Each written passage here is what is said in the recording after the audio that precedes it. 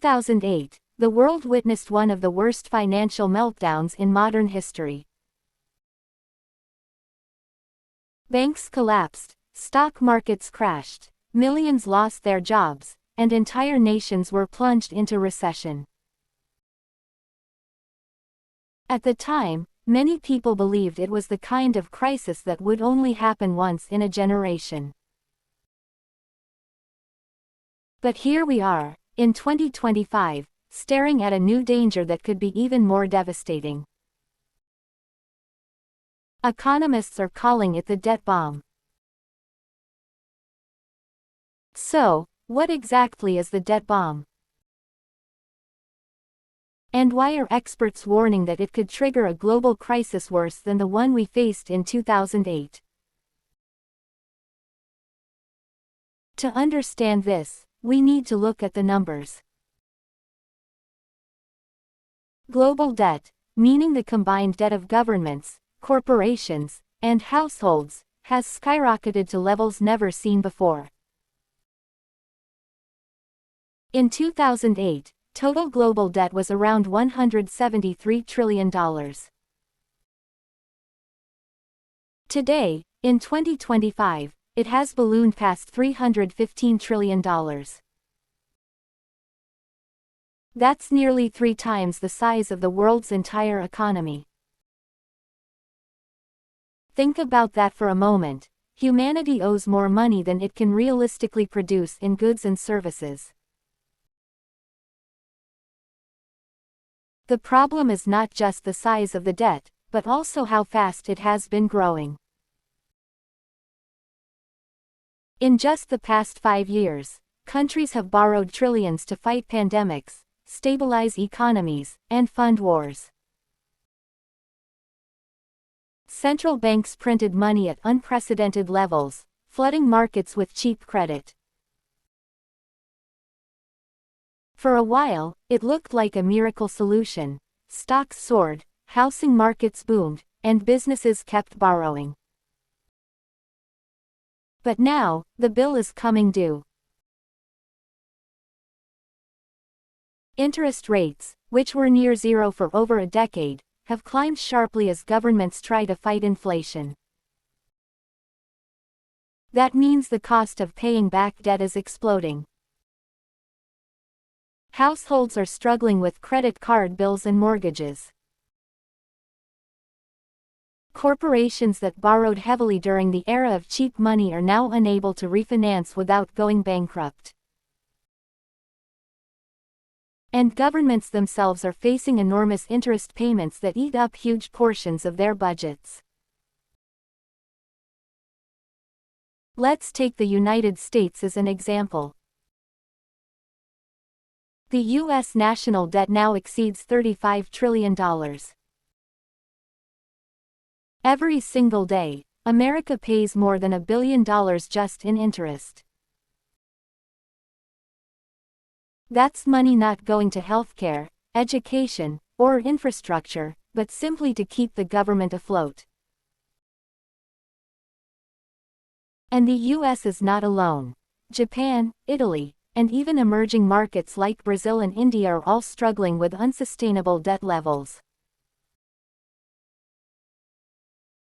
Now imagine what happens if investors lose confidence. If bond markets start collapsing, governments may be unable to borrow money. That could trigger defaults, currency crises, and social unrest. The domino effect could spread worldwide, because today's global financial system is more interconnected than ever before. In 2008, the crisis started in U.S. housing and banking, but this time, the risks are everywhere. Real estate bubbles in China, corporate debt in Europe, government borrowing in America, all of these fuse together into one giant time bomb. And unlike 2008, central banks no longer have the same tools. They cannot slash interest rates much lower, and printing more money would only add fuel to inflation. So, are we doomed to repeat history, or worse? Not necessarily. Some economists believe that governments will find creative ways to restructure debt. Others argue that inflation itself will erode debt over time, making it more manageable.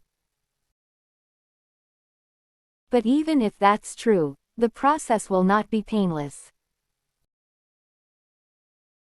Ordinary people will feel the impact through higher prices, weaker currencies, job losses, and reduced savings. Already, we're seeing warning signs. Stock markets remain volatile, housing markets in major cities are cooling, and several developing countries are on the verge of default. In fact, countries like Sri Lanka and Argentina have already collapsed under the weight of their debt. Imagine that on a larger scale, across dozens of nations, happening at once. That is the nightmare scenario economists fear. And here's the part they don't want to tell you. The debt bomb is not just an economic issue, it's a political one. Debt is power. Countries that owe money are often forced to follow the rules set by their creditors. Institutions like the IMF and World Bank may step in, but their solutions often come with harsh austerity measures, cuts to public spending, tax hikes, and privatization. This creates resentment, protests, and political instability. We saw this in Greece during the Eurozone crisis, and we could see it again on a global scale in 2025. So what can individuals do? While no one can stop a global crisis alone, people can prepare. Diversifying income, reducing personal debt, and learning about financial markets are critical steps. Some turn to gold, others to cryptocurrencies, and some simply focus on saving cash.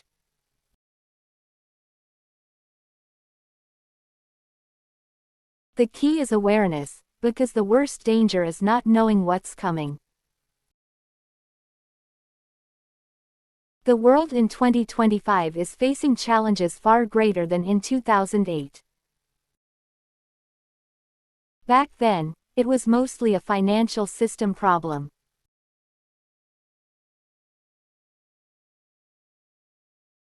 Today, it's financial, political, and social, all at once.